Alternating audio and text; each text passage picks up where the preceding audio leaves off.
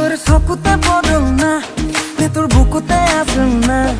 নে কিবা বিপাঙতে ঘটি গ'ল ঘটনা